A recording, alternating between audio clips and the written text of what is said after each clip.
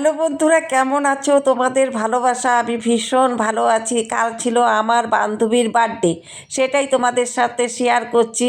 দুই ভাই দুই বোনে মিলে দাঁড়িয়ে গেছি। আমার বান্ধবীর ভাই স্পার্কেল ধরাচ্ছে, এখনই কেকটা কাটা হবে সবাইকে নিয়ে। যাই হোক, খুব আনন্দ করেছি। বান্ধবীর বার্থডে মানে সত্যি খুব আনন্দ, সবাই মিলে একসাথে কেকটা কাটলাম, খুব ভালো লাগলো। তো বান্ধবীর বার্থডে, তাই বান্ধবীকে আগে খাইয়ে দিলাম, তারপরে বান্ধবীর ভাইকে খাইয়ে দিলাম। আমার ভাইও আছে, সবাই আছে এখানে, তা সবাইকে একটু দেখিয়ে দিলাম। দেখো, সবাইকে দেখাচ্ছে। আমার মেয়ে আছে, আমার বান্ধবী আবার ওখান থেকে এখানে কখন এসে পড়লো। যাই হোক, আমার মাথায় দেখো এখনও কত স্প্রে। তারপরে আমার ছোট যাও এসেছে, আমি দেখাচ্ছি সবাইকে যে এটা হচ্ছে বান্ধবীর ভাই। ও ভাইও সবাইকে হাই বলে দিল। যে যে ছিল সবাইকে দেখিয়ে দিলাম। অনেকে বাইরে বসে আছে, তা আমি বাইরে যাইনি আর। তোমাদের ঘরে যারা যারা বসেছে তাদেরই দেখাচ্ছি। তারপরে আমার ছোটো জা বলছে আমাকে সুন্দর লাগছে না। আমার ছোটো জা একদমই সাজে না, তবুও কত সুন্দর লাগছে আমার ছোটো জাকে, দেখেছো? সাথে আমার ভাস্তিও গিয়েছে। বান্ধবীর বার্থডে বলে কথা, সারাদিনই বান্ধবীর বাড়িতে ছিলাম, সেটাই তোমাদের দেখাবো। এক এক করে সব ভিডিওতে তুলেছি, সেগুলোই তোমাদের সাথে শেয়ার করবো যে সারাদিন বান্ধবীর বাড়িতে কি করলাম।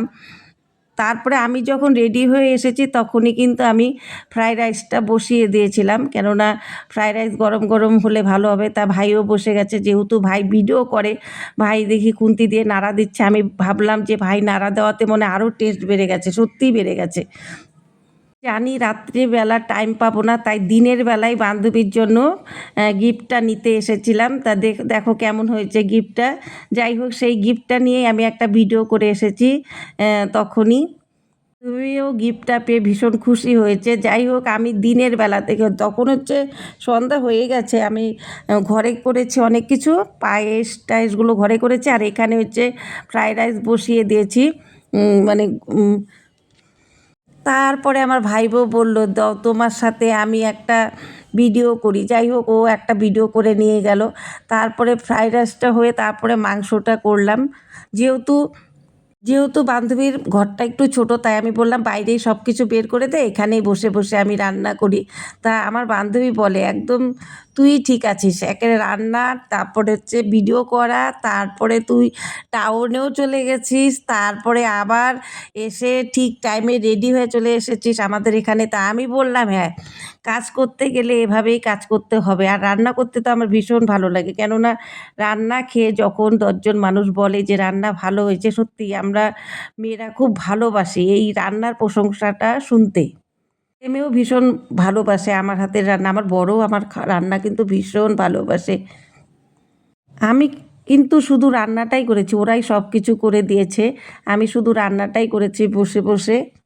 এই বান্ধবীও আমার বাড়িতে কোনো অনুষ্ঠান হলে অনেক কিন্তু কাজ করে দেয়। সারাদিন বান্ধবীর বাড়িতে কিভাবে কাটালাম সেটাই তোমাদের দেখালাম। যাই হোক, ভিডিওটা তোমাদের কেমন লাগলো একটু দেখে বলো। কেই সবার পাশে থাকতে হবে, কোনো কাজই একা করা সম্ভব নয়। সবাই ভালো থেকো, সুস্থ থেকো, একে অপরের পাশে থাকো। হচ্ছে নতুন আর একটা ভিডিওতে।